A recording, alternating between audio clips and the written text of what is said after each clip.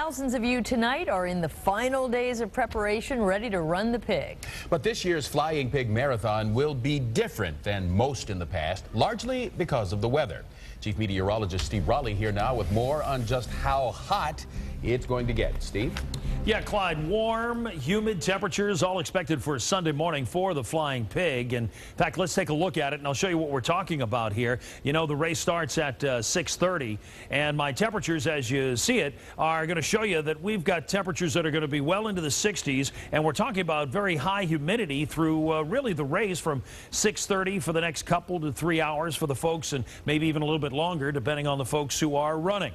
And that's a problem because some of the Flying Pig organizers are concerned about the safety of the runners. 9 News reporter Bill Price is live in Walnut Hills to show us why they're so concerned. Bill.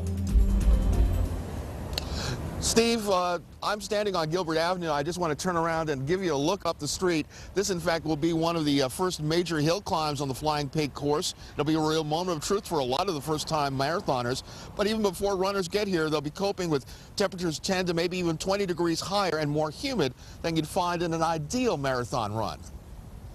Earlier this evening, we caught several people putting themselves through their paces around the Eden Park Fountain, all in preparation for Sunday's Flying Pig. It'll be Christy Halderman's second marathon. They're saying that by the time the regulars like us finish in the 4-hour time, so it's going to be like 80, 82, so we're all afraid we're going to have heat stroke. Although Christy's just joking, Flying Pig organizers are worried about the first-time runners among the expected 15,000 people who'll be taking part. Ideal temperatures for marathons are in the 40s and 50s, but on Sunday, starting temperature is expected to be in the mid-60s, rising to 75 degrees by noon. It's the first-time marathoners that I'm a little bit more concerned about. So, and I'm sure that even knowing that the temperatures are going to be a little higher right now and more humid, I'm sure people are getting a little anxious about that too. Now, Dr. Walker says that's a good thing. Marathon organizers are even going to allow registered runners to defer their registrations until next year if they're worried about the heat.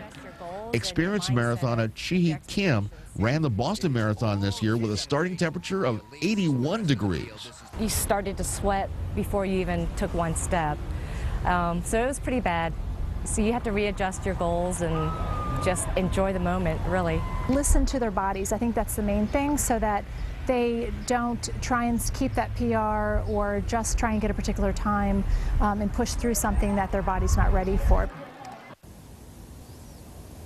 Now, our veteran marathoners suggesting starting to increase your intake of fluids, drinking more water, starting tomorrow morning, believe it or not, and continue that straight through the race. Now, if you decide to run the race and, of course, you start to feel dizzy as you're running, that's a time to don't be a hero, slow down, and look for the next medical tent that comes along the course. Clyde? All right, that's Bill Price reporting live in Walnut Hills. Be sure to join 9 News for special race day coverage on Good Morning Tri-State. Sunday morning, starting at 5, we're live at the start and the finish lines. If you're running, be sure to wave to the 9 News camera right outside our building on Gilbert Avenue.